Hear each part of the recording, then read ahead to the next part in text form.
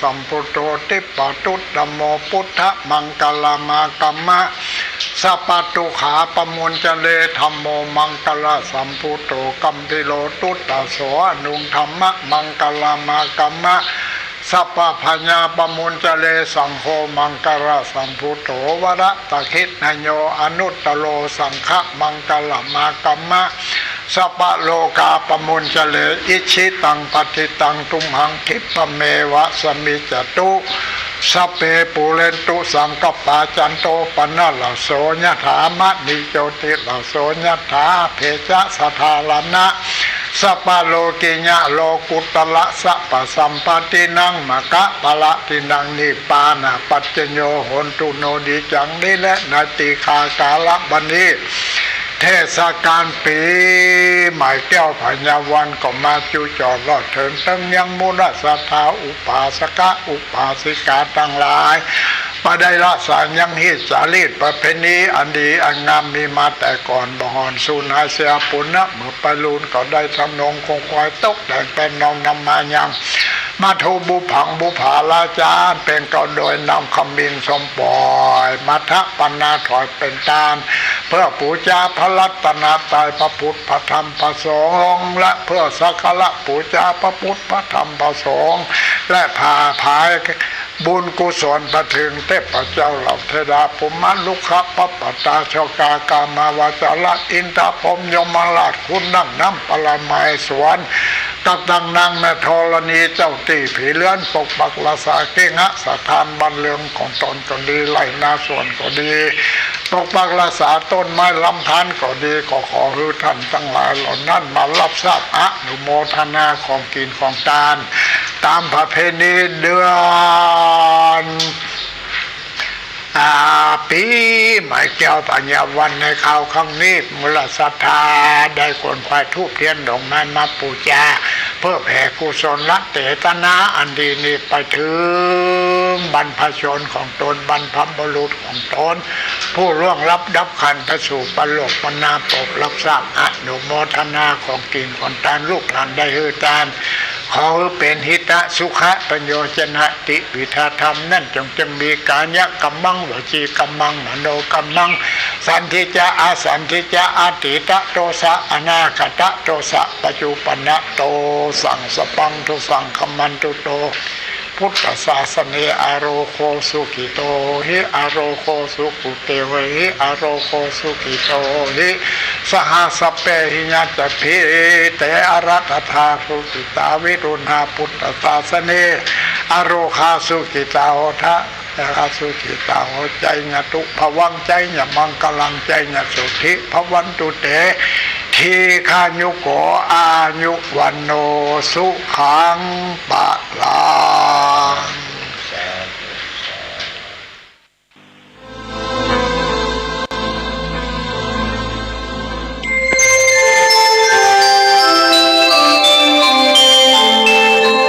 ขณะนี้ท่านกำลังฟังสถานีวิทยุกระจายเสียง FM 104.5 เมกะเฮิรตซ์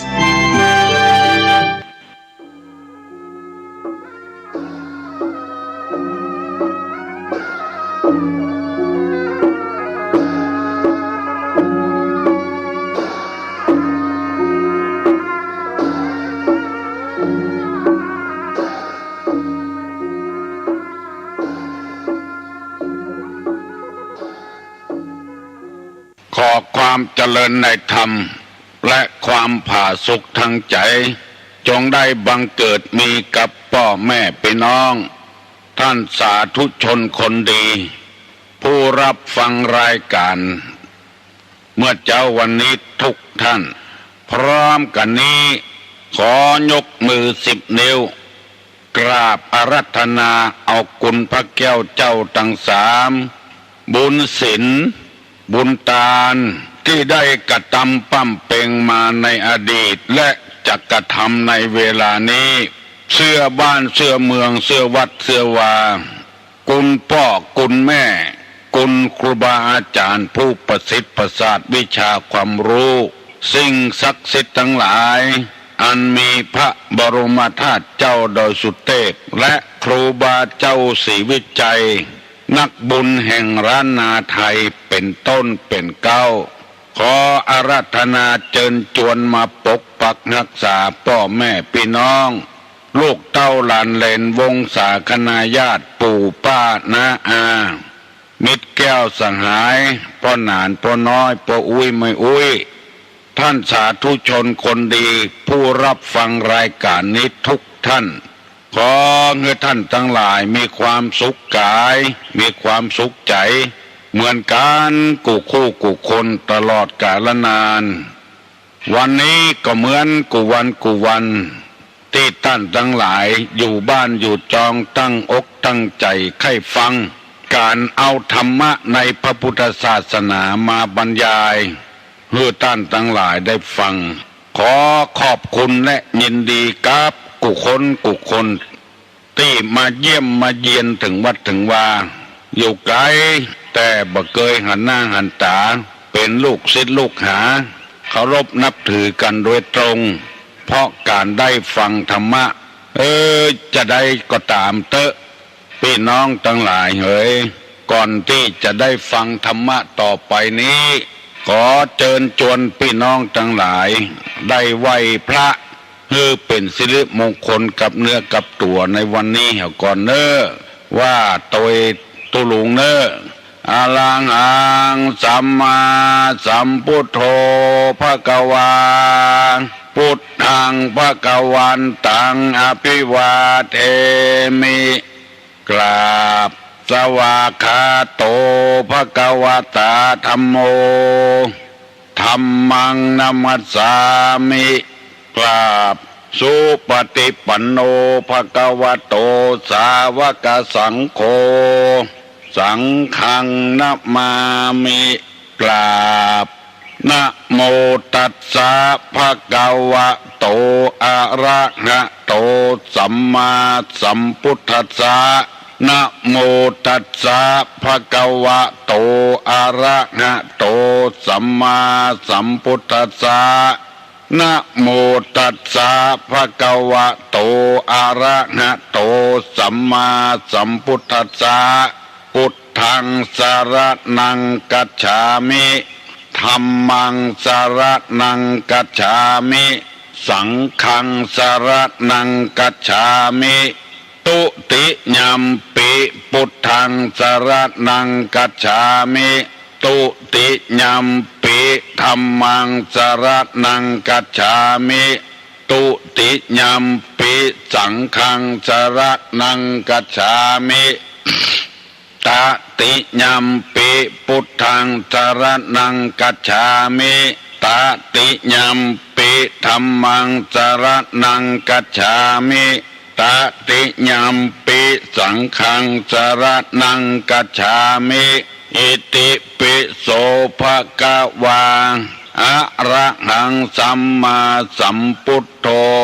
วิชชาจารณะสัมปันโนสุขโตโลกวิทูอนุตตโรปุริสะธรรมสารถิสัทธาเทวะมนุษย์สานังพุทโธภควาติสวากขาโตภควตาธัมโมสันติติโกอากาลิโกเอหิปัสสิโกโอปัญญิโกปัจจตังเวทิตโพวินโยหิติสุปฏิปันโนภควโตสาวกสังโฆอุจุปฏิปันโนภควโตสาวกสังโฆญาญาปฏิปันโนภควโตสาวกสังโฆสามิจิปฏิปันโนภควโตสาวกสังโฆญาติตังจัตตาลิปุริสายุคานิอัฏฐปุริสาปุคลาเอสะภควโตสาวกสังโฆอาหุไนโยปาหุไนโยตัคขิไนโยอัญจลิกาลนิโยอนุตตลังปุญญเขตังโลกัสสติกราบหนึ่ง กราบสองกราบสามขอให้บุญรักษาพี่น้องทั้งหลายที่ได้ร่วมกับตุลุงไหว้พระพุทธเจ้าพระธรรมพระสงฆ์เป็นสิริมงคลทุกคนลำดับต่อนนี้ไปจะได้นำเอาธรรมะในทางพระพุทธศาสนามาบรรยายให้พี่น้องทั้งหลายได้ฟังเพื่อนำเอาธรรมะนี้ไปประพฤติปฏิบัติคนเฮานี้กลัวตายเหมือนกันกูคนเหมือนกับสิ่งสาราสัตว์ก็อย่างเดียวกันก็กลัวตายคนเฮานี้หวังร่ำรังรวยเหมือนกันกูคนแต่ว่าธรรมชาติคือชะตากรรมสร้างสรรค์มาบ่ฮื้อเหมือนกันผิดแผกไปคนได้อย่างถ้ารวยเหี่ยมดก็บ่มีคนจนถ้าจนเหี่ยมดก็บ่มีคนรวยบ่มีอย่างเป็นเครื่องวัดเหมือนกับน้ำถ้าเดือนใดฝนตกแบบหน้ากลางภาษาน้ำก็นักน้ำก็นองขึ้นถ้าเข้าหน้าหนาวน้ำก็ลดลงเข้าหน้าแล้งอย่างประเดี๋ยวน้ำก็ไหลน้อยเอายามมันว่าเอาเวลามันว่าเอาความขยันมันเพียรมันว่าจะไปฮื้อเหมือนกันหมดก็บ่ม่วนพี่น้องทั้งหลายลองสังเกตพอที่ใดถ้ามีคนโรยเหี่ยหมดบ่ใครยอมหัวกันบ่ฟ้าฟังกำกันใจการบ่ได้มีการมีงานจะมาล้างถ้วยล้างจานมาช่วยดาขันโตกช่วยเนี่ยว่าเนี่ยกินมาได้เพราะต่างคนต่างโรยเหี่ยหมดจนได้ไปซื้อของเปิ้นมากินบ่ช่วยกันอย่ามาปูเสื้อปูซานนี่บ่ได้ต่างคนต่างโรยมันบ่ม่วนตุกยากครับจนเหี่ยหมดแปลงอย่างก่อนนานแล้วเพราะว่าไปเก็บเงินเก็บทองบริจาคกับไผ่ก็บ่ได้มันต้องสุนสันอุ่นอานกันเป็นถึงห้องว่าโลกเพราะฉะนั้นไผ่จะไปน้อยใจไผ่จะไปเสียใจเมื่อเอาหูธรรมชาติมันเป็นไปอย่างนั้นต้นไม้แต่ละต้นก็มีหลายอย่างบ่ใช่เหมือนกันหมดอย่างพริกเนี่ยก็มีหลายอย่างพริกแต้ก็มีพริกน้อยก็มีพริกเม็ดใหญ่ก็มีพริกเผ็ดก็มีพริกบะเผ็ดก็มีขึ้นต้นว่าพริกมันตึงเผ็ดบ่ใช่มาเดียวนี้มีพันพริกพันที่มันบ่เผ็ดมันมีหลายอย่างมาเหมือนกันบางคนก็คิดยาวบางคนก็คิดสั้นจะเอาอย่างมาเป็นเครื่องตัดสินใจพี่น้องทั้งหลายเฮ้ยเอาธรรมะคำสอนในทางพระพุทธศาสนาเนี่ยมาตัดสินใจถ้าบ่อย่างอันเฮาจะเนี่ยไปกูอย่างเป็นครูเหมือนกันเข้าทำการทำงานวันเดียวกันเดือนเดียวกันปีกันบางคนอาชีพครูนี่ร่ำรวยขึ้นบางคนนี่มาร่ำรวยเป็นหนี้เป็นสินเดือนต่อเดือนเพราะว่าทัศนะมันบอกโกงกันเมื่อเจ้าประเดี๋ยวนี้เย็นสบายอาบน้ำก็บ่หนาวฮ้อนก็บ่ฮ้อนควายมาน้อยฮ้อนแล้วเพราะตะวันมันออกมาเตี้ยงปุ้นบ่ายปุ้นโอ้สำหายอยู่ไหนกินไหนเพราะบ่ได้ทำการทำงานบ่ค่อยไหวก็เพราะเหตุว่าธรรมชาติมันเป็นไปอย่างนั้นเมื่อค่ำมาตะวันแรงมาน้อยก็เย็นมาน้อยเมื่อคืนก็อุ่นไว้มันเป็นธรรมชาติอย่างเงี้ยวันนี้ตุลุงจะได้นำเอากรรมบะเก่าที่เปิ้นว่าไว้มาเสนอเพื่อพี่น้องทั้งหลายฟังมีกรรมโบราณบทหนึ่งกล่าวไว้ว่าหมูเปิ้นจะหามอย่าไปเอาไม้การไปสอดแต่ก่อนนี้มีก๋วยเอาใส่หมูน้อยแล้วเปิ้นจะหามไปขายหามไปเปลี่ยนคอกมันไล่มันบ่เข้าก็ต้องหามเอาใส่ก๋วยไปเทไว้ในคอก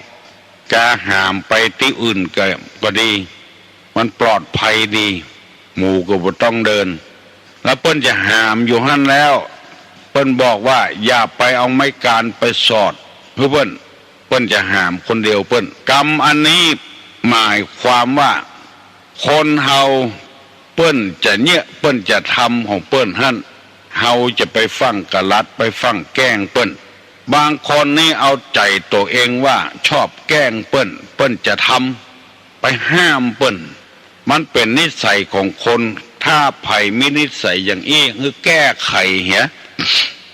ไม่ยิงกับประจายเปิ้นอู้กันหั่นละเปิ้นจะเอากันละเปิ้นตกลงกันหั่นละ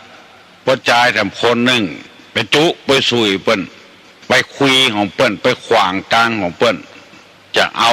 แฟนเปิ้นเอาตัวแม่เปิ้นมาเป็นตัวแม่ตัวอันเนี้ย อายุจะสั้นข้างจะเป็นเฝ้าไปแกล้งเปิ้นจะได้ดิบได้ดีอยู่งั้นแล้วไปแกล้งมันใจบัดใจเดือดร้อนเฮาคนเดียวเดือดร้อนถึงหมู่อย่างที่เฮาฮู้กันเนี้ยบ้านเมืองที่เปิ้นว่าเดือดร้อนกันเดือดร้อนเพียบบ้านเฮาเพะเฮาบ่ฮู้เรื่องฮู้ราวเฮาเดือดร้อนตัวเปิ้นจะทำงานของเปิ้นแล้วก็ไปแกล้งเปิ้นเหียไปคัดค้านเปิ้นเหียเปิ้นว่าคนใดมีนิสัยอย่างอี้จะไปเนี้ยจะไปทำเปิ้นจะทำก็ปล่อยเปิ้นทำถ้ามันบดีก็ตั้งขวางเหียน้อยมันจะเดือดร้อนบัดใจวัดโตยใจเปิ้นเหียหมดสมมติว่าเปิ้นจะไปฆ่าคนเนี่ยอันนี้มันหุนตางที่บดีเฮาก็ไปขวางเปิ้นไว้เหียจะไปเนี้ยมันเป็นบาปเป็นกรรมถูกคอกถูกขังคนเฮาก็มีชีวิตเหมือนกันกูคนใบไม้เปิ้นยังไข่เสกคือเป็นคนต้นไม้เปิ้นยังไข่เสกคือเป็นคนมาเปิ้นยังเอามาสอนให้หูกรรมเป็นคนจำกล้าไปยังหมอกกาลิงกาเปิ้นยังเอามาสอนให้หูกรรมคนเอาไปเล่นในงานต่างๆจ้างเอามาสอนให้อองไม้เอามาสอนให้วาดรูปเอามาสอนให้ทำความเคารพให้มันเหมือนกับคนให้เหมือนใจคนเพราะฉะนั้นคนเหล่านี้มันความต้องการเหมือนกันคนฮักชีวิตเหมือนกันกูคนต้องฟังธรรมะธรรมโมถึงจะหูเรื่องถ้าบ่ฟังธรรมะธรรมโมนี่ชอบไปแกล้งเปิ้นหมดบางสิ่งบางอย่างที่มันบดีทำเฮาก็ต้องไปกะลัดเปิ้นไปบอกให้เปิ้นเหียไปขวางทางเหียมันจะตุกใจไปหน้าการฆ่าคนนี่อธิบายเปิ้นฟังเหียเป็นบาปเป็นกรรมมีคนหนึ่งมาทำงานเป็นข้าราชการบ่บอกชื่อแล้วบ่บอกดีไปฮักแม่ยิงคนหนึ่งปรากฏว่าไล่ทุ่มเทเงินเดือนเงินดาวจนปบค้างเมื่อลุนมาไม่ยิงคนนั้นพอเฮียนสำเร็จแล้วไปติดปดจ่ายแถมคนหนึ่งมานั่งอู้กับตุลุงว่าจะเอาน้ำกรดลาดหน้าไม่ยิงคนนี้เฮือหายแค้นมาอู้ตุลุงก็ว่าจะไปเนี้ยเฮือเปิ้นที่เอาเฮือทุ่มเทนั้นเป็นการทำบุญทำทานไปเหียแต่มันมันก็จะพิกลพิการตาบอดหูหนวกไปเพราะแรงน้ำกรดไม่หน้าไม่ตามันเฮาก็จะถูกคอกถูกขังมันแค้นใจนี่ชำระโดยการบักแค้นเหียจะไปเนี้ยจะไปทำแล้วเฮาจะมีชื่อมีเสียงเป็นตนบุญตนหนึ่งปรากฏว่าไปหลังมามันก็แบบเนี้ยแล้วไปหันหนังสือพิมพ์ลงมีคนทำได้ถูกคอกถูกขังงานที่ทำไปก็ได้ออกไปเหียไปถูกคอกถูกขังบ่มีการงานทำยังบ่พอถูกคอกโดยแถมคนนึงก็พิการโดยแถมเพราะว่าอำนาจของจิตของใจที่บ่ได้อบรมฟังคำสั่งคำสอนจากไผ่นั่นเองยังกล้าทำกล้าคิดลงไปจะไปตัดก้อมสินเปียงเป็นว่าคิดไปยาวๆสาวไปกว้างๆอันใดที่มันบดีห้ามปรามกันไว้ใดอันที่มันดีกับเปิ้นจะทำก็คือเปิ้นทำมันจะเจริญรุ่งเรืองบางทีมันเป็นไปอย่างนั้นตามบ้านตามจองก็มีเหมือนกันปีนี้เขาจะตานพระป่าเนาะเนี่ยไปแกล้งเปิ้นเหียวัดใต้ก็พระป่าวัดเหนือก็พระป่ายังบ่ตานสลากเหียจะตานสลากโอ้มาได้เงินน้อยไปแกล้งเปิ้นเหียบ่ได้ทำสักกรรมบัดนี้อันใดเปิ้นทำดีเนี่ยจะไปแกล้งไปขวางทางเตตุลุงว่ามันตึดกระแสเนี่ยตึดแม่น้ำเนี่ยอย่างที่เฮาฮู้กันตึงวันเนี่ยน้ำเคยไหลบ่ท่วมบ้านท่วมจองค คนมั่งมีสีสุขซื้อดินมาถมปะตกปะเสียงถมเพียวคันเมืองน้ำเมืองที่เปิ้นเคยใจเคยสวยพอฝนตกนักเข้าบ่มีที่ไปก็ท่วมบ้านท่วมเมืองแต่ก่อนมันอย่างอี้สักเตื้อก็เพราะคนเฮาไปขวางทางของน้ำหมู่เปิ้นจะหามเอาไม่การไปสอดวันนี้ได้นำเอากรรมบักเก่าเปิ้นมาเสนอให้พี่น้องทั้งหลายฟังแต่อี้ก่อนบัดเดียวนี้จะได้นำเอาธรรมะในทางพุทธศาสนาที่ตุลุงว่าค้างไว้ตะวาว่า7 ข้อด้วยกันลักษณะของคนเลวคนกึดสั้นคนบดีที่ได้ว่าไว้เมื่อตะวานี่1มีความโกรธ2หันแก่ตัว3ปรารถนาชั่ว4ตนี5โอ้อวด6ไม่ละอายใจ7ไม่กลัวบาปได้อธิบายไปถึง3 ข้อเวลามันน้อยยังแถม4 ข้อวันนี้จะได้ลืมแถมเพื่อพี่น้องทั้งหลายที่จดไว้จำไว้จะได้ต่อเรื่องต่อราวขึ้นไปแถมคำว่ามักโกรธก็อธิบายไปแล้วหันแก่ตัวอธิบายไปแล้วปรารถนาชั่วก็อธิบายไปแล้ววันนี้จะเอาคำว่าตระหนี่มาบรรยายให้พี่น้องทั้งหลายฟังคนตระหนี่นี้เป็นนิสัยของคนเลวกินหองเปิ้นไว้ของตัวธรรมชาติหน้าฝนบ่ตก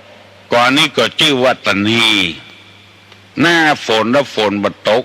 หน้าหนาวแล้วบ่หนาวสักกำหน้าฮ้อนบ่ฮ้อนสักกำอันนี้ก็คือธรรมชาติคนเฮาก็คือธรรมชาตินั่นเองถึงเวลาที่จะฮื้อแล้วบ่ฮื้อเปิ้นสักกำเป็นหนี้เป็นสินเปิ้นยังคิเปอะปอกหางหมูปอกจะน้อยในที่สุดมาจนล้มละลายตอนนี้เอาห้องเปิ้นมาใจแล้วถึงเวลาที่จะใจหนี้เปิ้นบัดนี้ใจกำเดียวใจจะน้อยอย่างกองทุนเงินล้านนี่บางบ้านบางที่นี่สุนไปหาเลยเพราะคนตะนี่บ่เอาฮื้อเปิ้นตุลงได้ยินมาเปิ้นไปตวยเอาโอ้คิงก็ยังเป็นล้ำเป็นเหลือบ่ใช่เงินคิงโลเงินรัฐบาลเนี่ยคนใดก็เฮียนแบบมันเหี่ยประตกประเสี่ยงเงินล้านเลยบ่เป็นเงินล้านสกรรมหุยหายตุยตายไปเหี่ยหมดเปิ้นเอาฮื้อยืมเอาไปก้าไปขายไปเนี่ยให้ใส่สวนแล้วเอาไปอิลุยชุยแชกเหี่ยหมดไปซื้อของที่มันบ่ได้กำไรโทรศัพท์มือถือรถเครื่องตู้เย็นพัดลมเอาไปซื้อแอร์หมดเนี่ยมันเพิ่มรายจ่ายขึ้นแทนติ๊กค่าไฟอย่างมือถือเนี่ยก็กล้าบัตรกล้าอย่างแถมเพิ่มรายจ่ายขึ้นติ๊กบ่พิจารณาเหี่ยก่อนถึงเวลาเดือนหนึ่งจะใจเปิ้นกับบ่ใจสกรรมมันบ่ใจเดือดร้อนตัวเองเดือดร้อนคนตึงหมู่เฮียนแบบกันบดีประดักหมู่นี้เป็นต้นอันนี้เป็นเพราะว่าคนเลวไม่ใช่คนดีภัยที่ฟังตุลุงวันนี้เวลานี้เพื่อจำไว้มีที่ไหนเคาะคอดไปเพื่อเปิ้นเหี่ยก่อนเปิ้นจะได้ไว้เนื้อเชื่อใจต่อไปเฮาวิทย์ติ่นวิทย์มือแถมเฮาไปยืมได้แถมบอกว่าเป็นหนี้กองทุนเงินล้านเป็นหนี้พี่น้อง10 สาวชาวบ้านเหนือบ้านใต้ก็ตามเตอะสัญญาเปิ้นว่า3 วัน7 วันกะเดือนกายืมของเปิ้นบ่มีก็หาบ่มาก็เซาะเอาฮื้อเปิ้นเหี่ยจะไปเปิ้นคิปเปอะปอกหางหมูใหญ่ขึ้นคันที่ไหนแกว้งหางบ่ได้ละจะเอาปัดมดปัดยุงปัดแมงงนก็บ่ได้ละคิปเปอะขำอยู่หั่นแล้วบางทีจนล้มละลายขายบ้านขายจองหนีไปอยู่ที่อื่นเพราะกำกึดบ่ดีตุลงบ่ได้ว่าฮื้อไผเน้อว่าไปตามน้ำทำไปตามตัวอย่างเงี้ยเสนอให้พี่น้องทั้งหลายได้มีชีวิตอันสดใสสดชื่นคนขี้จิลูกก็บ่ได้ห้ำได้เฮียนเมาเอาเงินเอาทองไปเล่นตั้งอื่นเล่นพายเล่นกับการพนันเหี่ยลูกบ่ได้เฮียนโดยเปิ้นเฮาสร้างมันขึ้นมาก็เป็นดีเอ็นดูสงสารอันนี้เรียกว่าตนีนี่เป็นมลทินอันหนึ่งแล้วก็เป็นลักษณะของคนเลวภัยไข้ ดีใครคือเป็นคนดีจะไปทำ1โกรธ2หันแก่ตัว3ปรารถนาชั่ว4ตนี5โอ้อวด อวดตัวของยังบ่มาเตื้อยังบ่หันเตื้อยังบ่มีเตื้ออู้ไปเหียก่อนอันนี้โอ้อวดพี่น้องทั้งหลายตู้ลุงเคยไปได้ยินอ่านหนังสือเกี่ยวกับจิตวิทยาคนอวดตัวนี่มันมีภัยชอบเฮ้ยมันมีภัยชอบลองอู้กับคนถ้าเปิ้นอวดเฮาก่อนเฮาก็ไปโตยกับปอละจะไปเพิ่มเติมจะไปซ้ำเติมมีหลายคนว่าอวดว่าตู้ลุงอู้ม่วนตู้ลุงบรรยายธรรมตู้ลุงก็บ่สนื่นบ่อวดตัวตัวแล้วก็มีคนชอบฟังลองอวดตัววันนั้นก็ไปเตะนั่นวันนั้นก็ไปเตะท่านโอ้ไผ่บ่ให้ฟังนะการโอ้อวดนี่ไผ่ให้เป็นคนดีอย่าไปอวดตัวเก่าเปิ้นหูเปิ้นถึงอวดคนเดียวอวดลูกว่าเป็นคนดีเฮียนเก่งกาอย่างเก่งอวดเมียว่าเป็นคนฮักซักผ้าซักพัวกาเนี่ยกินลำกาอย่างเงี้ยอันนี้ก็ยังแคลนน้อยอวดคนอื่นไปอวดตัวว่าเพราะตัวเองเนี่ยอบรมลูกอบรมเมียไผ่บอกให้ฟังเนี่ยตู้เจ้าอวดตัวศรัทธาก็บอกให้ฟังอู้ซื่อเนี่ยมันก็เนี่ยได้กะไปทอดกฐินทอดพระป่าจะทอดวันกี่กล่องก็ได้กะบ้านก็บ่ได้เจ้าเข้าก็บ่ได้ซื้อก็ทุกของเปิ้นโลไปตานนั่นตานนี่อวดตัวไปตานก็ตานนั่นเถอะมาถ้าว่าอย่างสักอย่างเปิ้นตึงหูคนเดียวเปิ้นว่าเฮาเป็นคนใจบุญที่หั่นก็ไปที่นี่ก็ไปจำไว้เนอะลักษณะนี้เป็นลักษณะของคนเลวไม่ใช่ดีอวดตัวเก่านี่นะบางคนที่เขาว่าพวกใครหูใครอวดตัวเก่าว่าตัวงามจะอวดว่าใหญ่ก็บ่ได้ไปอู้กับเปื่อนมันเปิงเขาว่ามึงงามแต่ลูกนี่แหละเปิงเขาว่าแต่โหมันเป็นยังไงก็มึงกับกูมันเหมือนกันนี่ใครอวดตัวว่าตัวงามหมู่นี้เป็นต้นเปิ้นอวดก็อวดมาเถอะของหมู่นี้มันตามธรรมชาติแต่เฮาจะไปโอ้อวดอย่างตุลุงเคยอู้ให้ฟังตุเจ้าบางตนมาสร้างวัดสร้างวาแปลงวัดแปลงวา ตุลุงได้ยินแล้วก็มันโค่นต้องเนี่ยเมื่อผมมาไม่มีอะไรสักอย่างเลยพวกเนี้ยวิหารก็ดีโบสถ์ก็ดีเจดีย์ก็ดีผมมาสร้างหมดมันมีสักอย่างมันจะอยู่ได้อย่างใดไว้เด้อจะต้องมีกะวิหารเก่าศาลาเก่าเพิ่นมีอย่าลูกไปล้มล้างความคิดเพิ่นเนี่ยหมดแล้วเอาตัวขึ้นแตนแกบ้านก็ดีแขว่นก็ดีอย่างเดียวกันเนี่ยตั้งผมมาเป็นแกเนี่ยเจ้าบ้านอย่างอันแต่ก่อนเจ้าบ้านบ่ได้ความเนี่ยหมู่เนี่ยอวดตัวมดอวดตัวมดให้จำไว้เถอะมั่งมีสีสุขเพราะไอ้หยังเนี่ยแต่ก่อนมันมีหยังค่ะถ้าติดเนื้อเสื้อติดตัวแล้วกับประเด็นนี้มั่งมีสีสุขไปอวดตัวเก่าถูกหวยไล่ไปบอกให้เปิ้นควายบ้านขวดจองนิสัยอย่างอี้เปิ้นห้องวันนิสัยของคนเลวโอ้อวด1มักโกรธ2เห็นแก่ตัว3ปรารถนาชั่ว4ตนี5มักอวด6ไม่ละอายใจจะทำอะไรอย่างไปจะพูดอะไรอย่างจะคิดอะไรอย่างไปบละอายตัวเก่าฐานะของตัวมอกใดเป็นจังใดบละอายแก่ตัวแล้วก็ไปเอาตัวไปเทียมเปิ้นเหมือนกับเปิ้นคนเฮาถ้าอายแก่ใจแล้วบักกล้าอู้บักกล้าว่ามีความหู้เต้าห่างอึ่งนี่เอี่ยวไปประกาศโฆษณาไปเตะไปอย่างเปิ้นถามเข้าโจรมดอันนี้ห้องกันว่า ไม่ละอายแก่ใจเปิ้นมั่งมีสีสุขเหลือเฮาก่อนเปิ้นหูเหลือเฮาก่อนบางทีเป็นด็อกเตอร์ซ้ำเปิ้นบอกปากตัวใดแต่เฮานี่ปากนักอูนักหูประตกประเสียงอันนี้ก็เป็นคนเลวเปิ้นว่าคนเลวและทำกรรมหนึ่งเป็นกรรมสุดท้ายแล้วบักกัวบาปบักกัวบาปคำว่าบาปนี่ก็คือความชั่วกล้าทำในความชั่วในทางที่บดีบักกัวบาปเป็นคนเลวดังที่ตุลงนำเสนอไปแต่เจ้าว่า เนี่ยอย่างบักกัวบาปหมู่เปิ้นจะหามเอาไม่การไปสอดเนี่ยบักกัวบาปคิดบดีบดักคิดจะลักของเปิ้นคิดจะฆ่าเปิ้นคิดจะโกงของเปิ้น คิดจะทำลายเปิ้นคิดจะทำลายตัวเก่าคิดว่าจะฆ่าตัวเก่า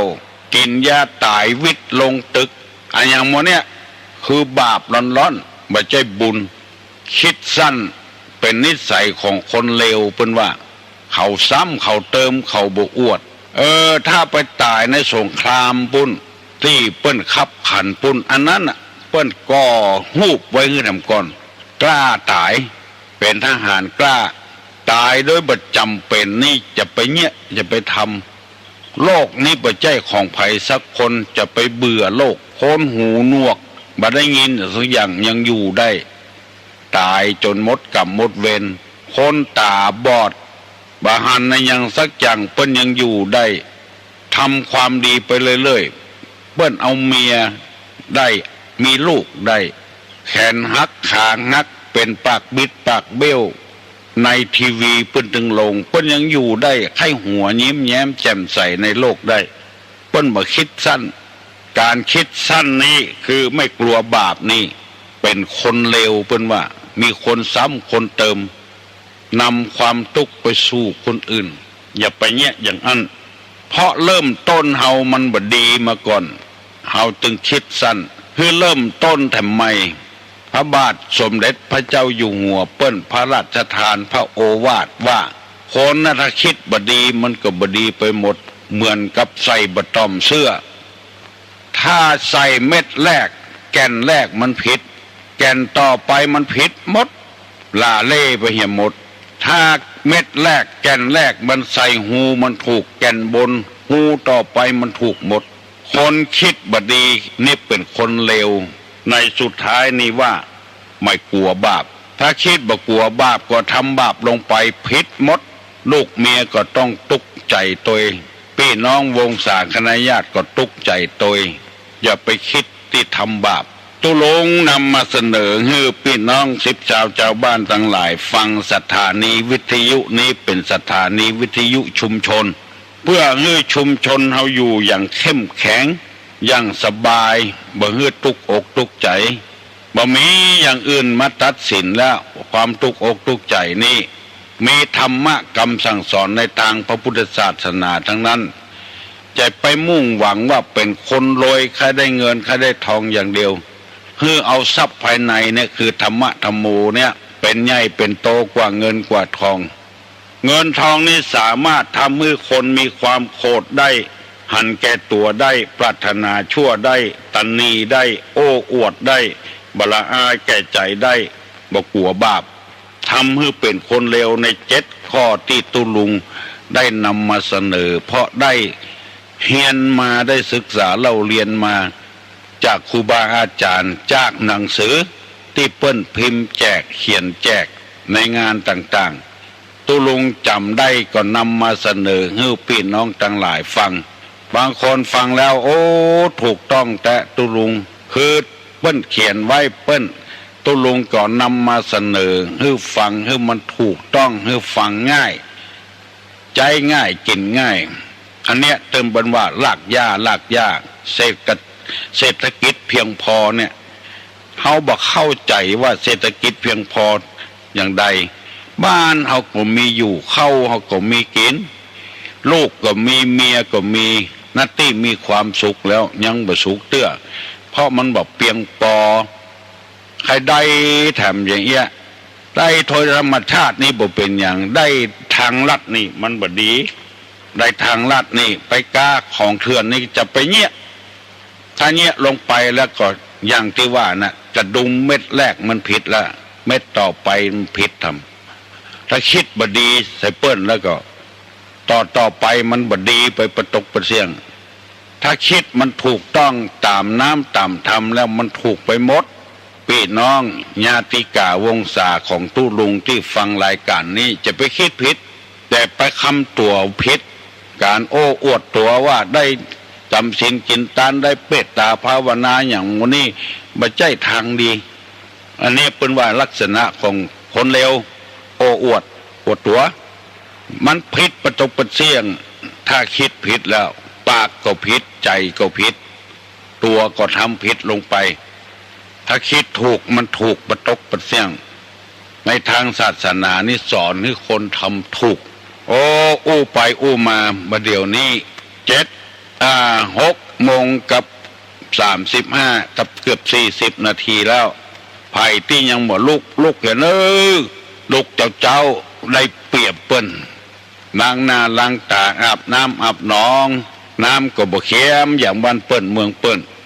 นนี่เอาล้อไปใส่เอาเป็นตี้ของเฮานี่เปเลอะเปเตออาบน้ำชำระกายให้มันสดชื่นแล้วมาฟังธรรมะธรรมโมตุลุงขอประชาสัมพันธ์แถมกำเนิดไผ่มีเสื้อมีผ้าที่ใจได้อยู่รับบัดใจแล้วซักสีใส่กล่องอย่าเอามามอบให้ตุลุงนี่เปิ้นต้องการผ้าปัวแล้วขอประชาสัมพันธ์แถม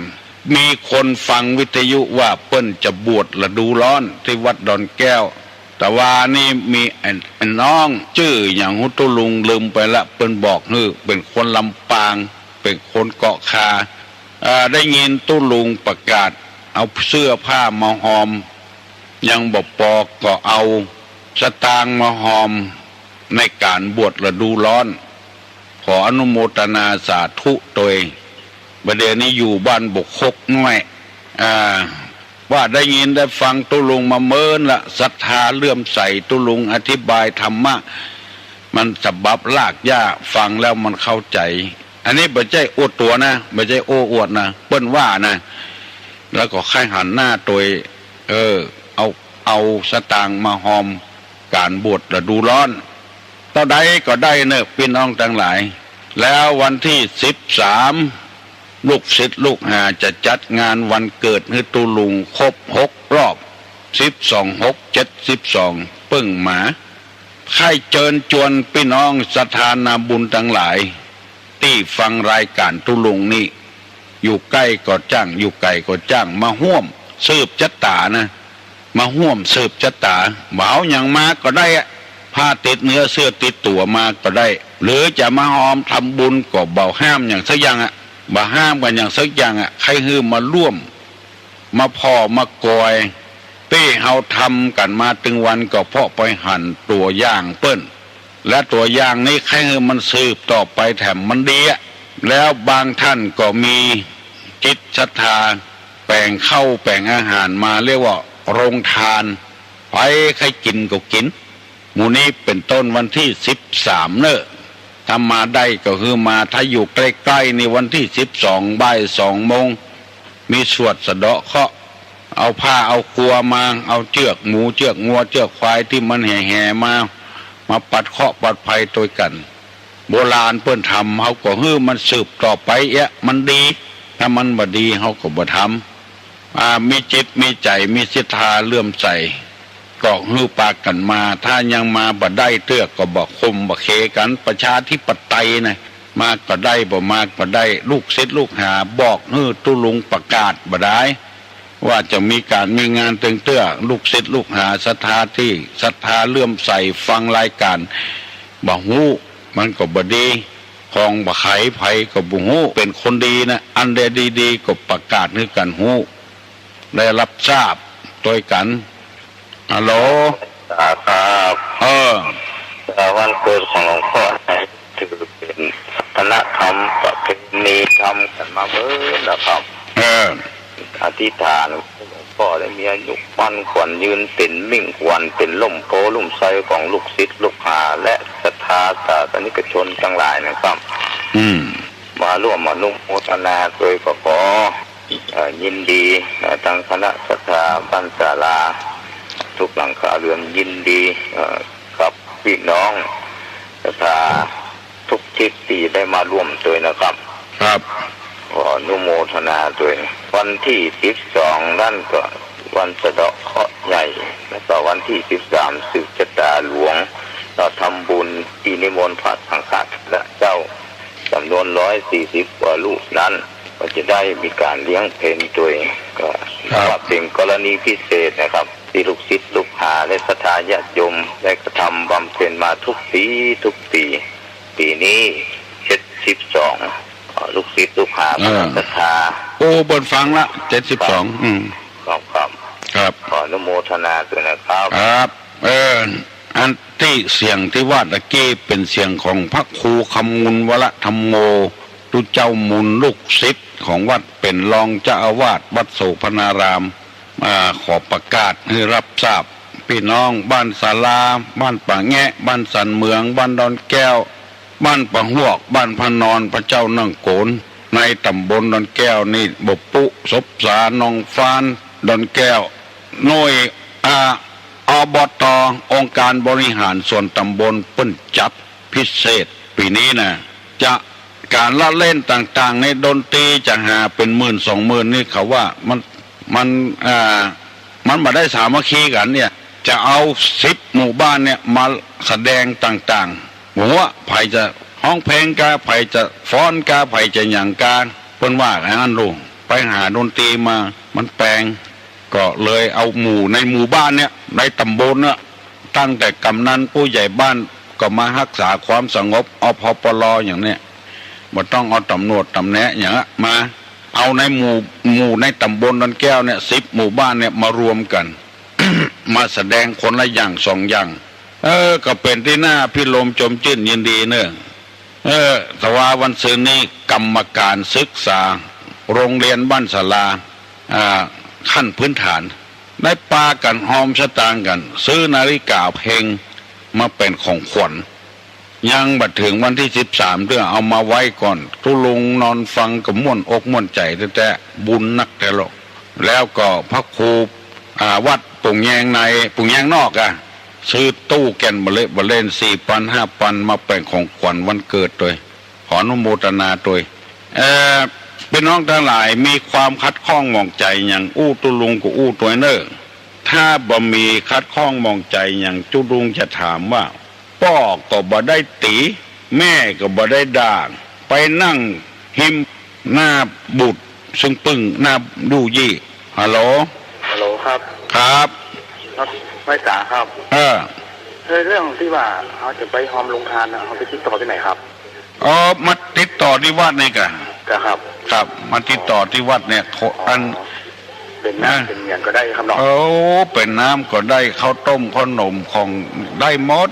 ครับยินดีเนอะครับผมจะมาห่วมกับตุลุงแหละครับตาน้ำเป็นเศรษฐีลูกยินดีติดต่อที่วัดติดต่อไผก็ได้ครับผมโดยเฉพาะอย่างยิ่งแม่ครัวเนอะมีทั้งคนตูวิหารนะเข้าไปหาปุ้นเตอะเพื่อเปิ้นจดชื่อไว้เหรอจะได้ประกาศครับยินดีเนอะครับเป็นน้ำนี่ก็มีหลายเจ้าได้มาติดต่อพ่อกบดาแม่กบตีไปนั่งหน้าตายู่ยี่อยู่หิมป่าไอ้อย่างไปนั่งอยู่ชายป่าทำหน้ายู่ยี่พ่อไม่ได้ตีแม่ก็ไม่ด่าเข้าอยู่ชายป่าทำหน้ายู่ยี่ไอ้อย่างพ่อก็ว่าอย่างแม่ก็ไม่เนี่ยว่าอย่างไปทำหน้าซื่ออยู่ อยู่ในป่าไอ้อย่างไปตอบได้ตอบเนอะน้องป๊อบน้องบิมน้องบิวน้องอามไปก็ได้ฮัลโหลสวัสดีเจ้าอันอีวอกแม่นกับเจ้าอีวอกกะเจ้าใจเฮ้ยเกือบไปละพ่อก็บดาแม่ก็บดพ่อปฏิแม่บดานั่งชายป่าทำหน้ายู่ยี่ไม่ได้บัดถูกเนาะบัดถูกเจ้านมัสการนะเจ้าจะตอบพวกเหี้ยเลยเนาะเจ้าเพราะว่าละอ่อนไปนั่งถ่ายวะถ่ายที่หิมป่าว่าได้นะเกือบเหมือนอีวอกละเจ้านมัสการนะเจ้าโชคดีเนอะบุญรักษาเจ้ายินดีแต่ถามแถมเนอร์5 พี่น้องท้องไม่มีขน5 พี่น้องท้องบ่มีขนตั้งท้องมันนะบ่ใช่ว่ามารลูกนะ5 พี่น้องท้องไม่มีขนฮัลโหลแหงทำหน่อยเหรอเจ้าอันอยากถามวัดตุลุงทำมีงานบวชเมื่อใดค่ะตั้งแต่วันที่20ไปถึงวันที่5 พฤษภาคม20 เมษามีทุกวันก็ค่ะไม่ใช่มีทุกวันคือบวชวันที่5บวชจริงอยู่ถึงวันเดือน ถึงที่บวชวันที่20แล้วก็อยู่ถึงวันที่5 พฤษภา อ๋อ บัจจัยวัดตุลุงนั้นเหนือวัดตุลุงไปทำวัดหนึ่งวัดดอนแก้ว อ๋อวัดดอนแก้วกะค่ะ เข้าที่หน้ากล่องพันสตางค์ล่องไป เจ้า ไปตะวันออกนะ แล้วเป็นบวชวันที่3อีเนาะ บวชวันที่20อ๋อเจ้าจะได้ไปร่วมบวชกับเพิ่น ยินดีเนอะ เจ้า มีอาหารการกินมีผ้าผ่อนต้อนสบายกันไปหอมด้วยกันเนาะ ได้ยินว่าเนนอันโดนนึง800กับเจ้า เนน800ตุเจ้า1,200 จะได้จองสักองค์ ดีเลยเนอะ เจ้าต้องไปที่วัดก็ค่ะ ฮะ ต้องไปจองที่วัดก็ค่ะ วัดใดก็ได้ในตำบลนั่นแก้วนะเพื่อนจะมีใบอนุโมทนาออกทั้งหมดอ่ะ อ๋อถ้าไปที่วัดตุลุงได้ก่อน เขาได้กะ อ๋อเจ้าเจ้า แล้วบัดได้ห่วมบวชเนอะ เจ้าเจ้า เจ้าขอบ มา คุณ ก็ได้ มากเจ้า จบ ชาวเมษาเนาะ 20 เมษา ต้อง มาก่อนนั้นก็ได้เนอะ เจ้าต้องไปก่อนเนาะเพราะ เจ้า ว่าได้ไป ไปต่างไปเพิ่นเนาะเจ้าภาพสักองค์เนี่ยเจ้า ยินดี เจ้า เอาพระสักองค์ เจ้า บุญรักษายินดี ยังมีคนใจบุญทำอยู่หนักหนาป้าป้านโทรมา7 โมงกันยังกันเนอะเพราะว่าจะได้ไปเจ้าหน่อยฮัลโหล ภาษาเจ้าตอบปัญหาเจ้าอันมือเขานี่ก่อปากเขาเนี่ยมือ5 นิ้วนะเจ้า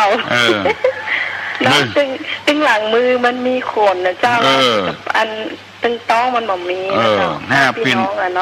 น้องต้องมีขนเจ้าบัดเจ้าว่าท้องมันน่ะเจ้าท้องมันทั้งองค์มือน่ะเนาะเจ้ามันง่ายหน่อยเดียวเนาะโทรลูกไหนมาเกาะใกล้เนี่ยเจ้าใกล้เนี่ยเจ้ามันสลานี่กะเจ้าไปใจมันเย็นกะแม่นะเจ้ามันเย็นเจ้าวันนี้เสียงง่วนเดือดตึงวันนะเว้ยสงสัยเสียงพิษแปลกไปเฮ้ยกระเจ้า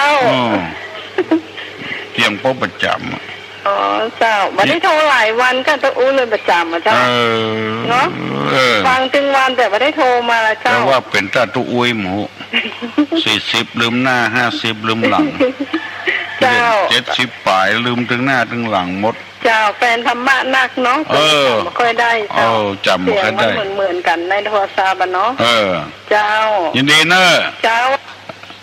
ถูกต้องนิ้วมือ5 นิ้วเนี่ยพี่น้องต้องผมมีขนฮัลโหลเสียงมันค่อยดีครับอันกะ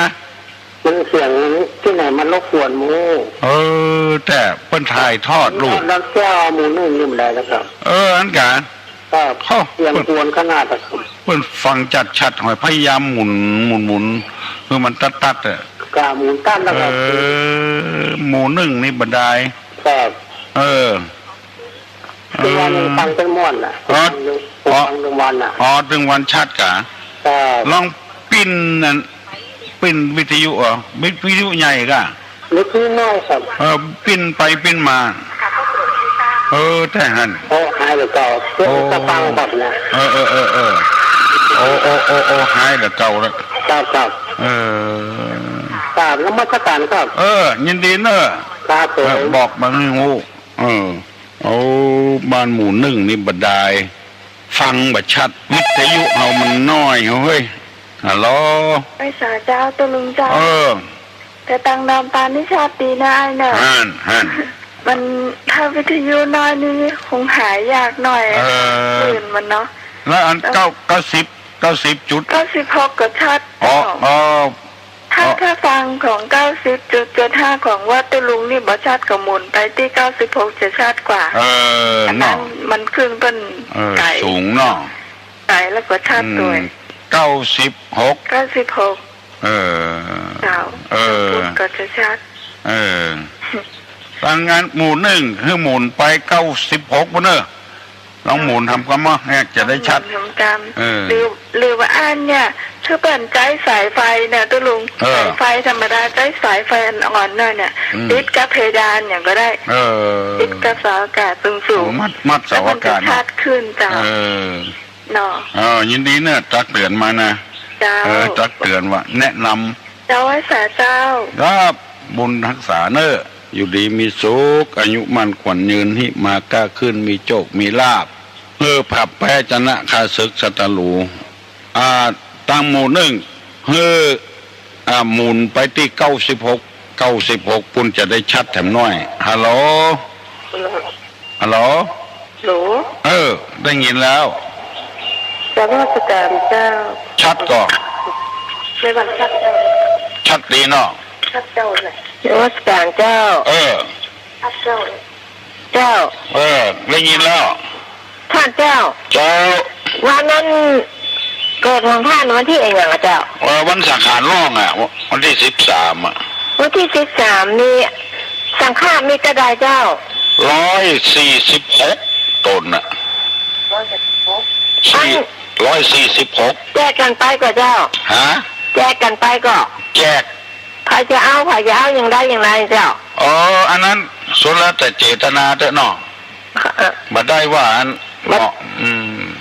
สั่งละกระไดเจ้าปันป่ายก็เนื้อห้อยเจ้า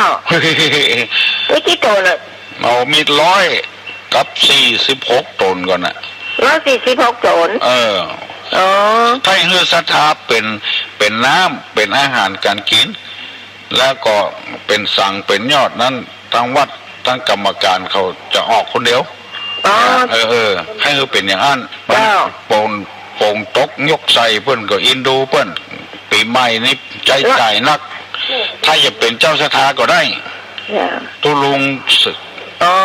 ตุลุงก็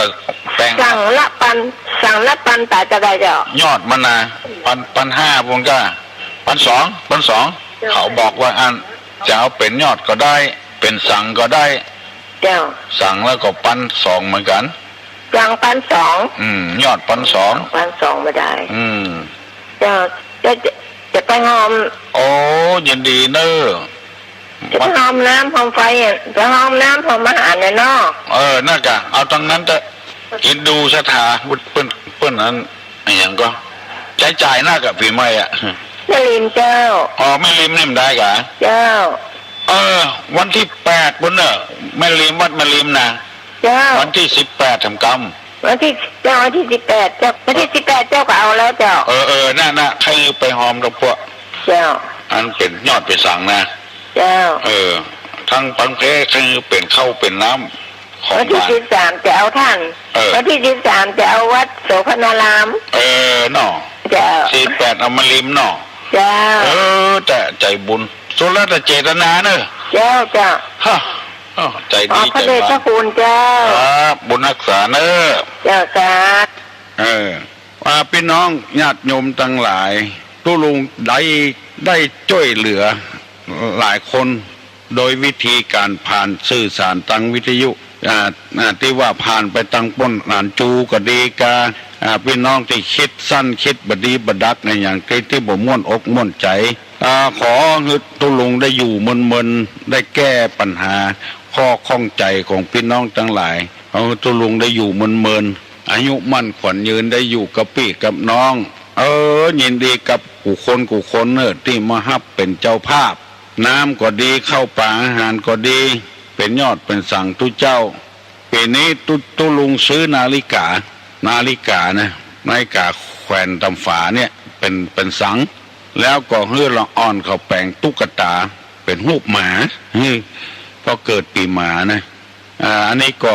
ชุดแล้วแต่พี่น้องทั้งหลายจะห่วมกับตุลุงไอ้นาฬิกาก็เฮือน100หมาก็ตัว100แล้วก็จะได้เขียนชื่อติดไผเป็นเจ้าภาพมาก็ตัว100นาฬิกาก็เฮือน100ความจริงมันก็สูงกว่านั้นก็แต่ว่าเอาหมอกพอให้พอดีกันเนี่ยแล้วมีมัจฉาพาโชคตัวเนอะปีนี้นะมันมีกุปีคือครัวสั่งที่เพิ่นมาทำสังฆทานเนี่ยมีคณะกรรมการเขาเก็บไว้ใครคือวัดต่างๆได้ทำอย่างเงี้ยเอารวมกันไว้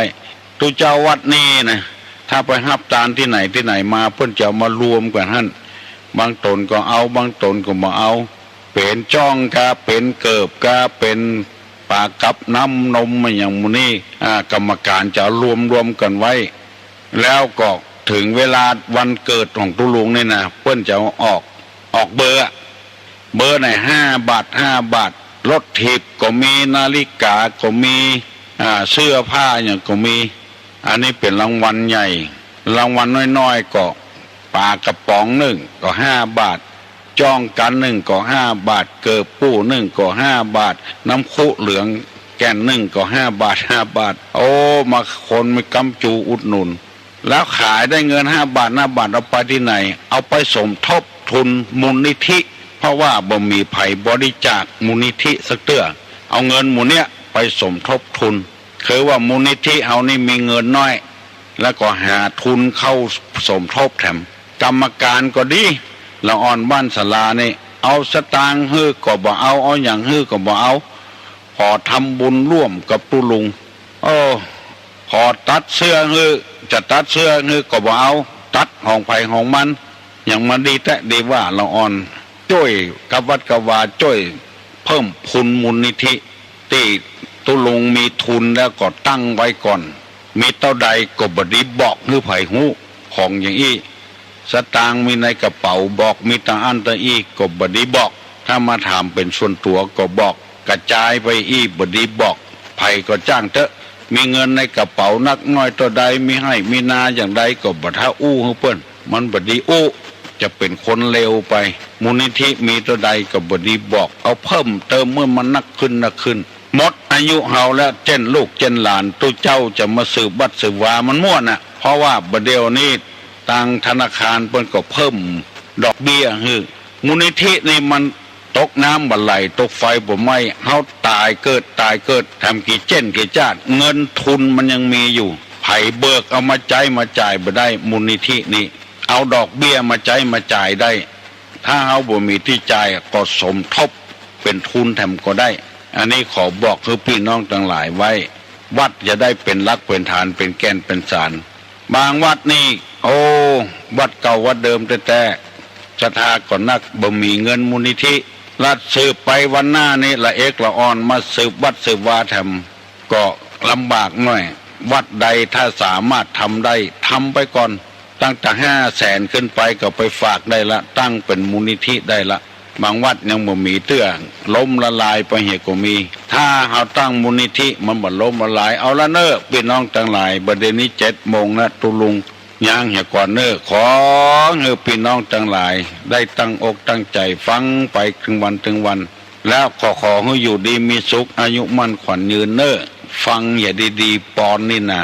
ถ้าอยู่ดีก็มีสุขถ้าอยู่บ่ดีก็บ่มีสุขเนี่ยให้อยู่ดีมีสุขทะเลาะเบาแว้งกันผัวเมียผิดเถียงกันก็อยู่บ่ดีก็มีความสุขบ่ผิดบ่เถียงกันบ่ทะเลาะเบาแว้งกันอู้กันลงทรงกันปอก็มีความสุขอยู่ดีมีสุขอายุมั่นขวัญยืนหิมากาขึ้นมีโชคมีลาภผู้คนเน้อตัวลุงจะปั่นปอนยกมือไหว้เน้อนับปอนก่อนปีใหม่นี่จะได้หมดทุกข์หมดโศกสัพปีติโยวิวัจจันตุสัพพะโรโกวินัสสตุมาเตภวะตวนตะรายโยสุขีทีขายุโกภวะอภิวาธนาสีริสานิจังวุธาปจายโนจตารโลธรรมาวัฏันติอายุวันโนสุขังพลัง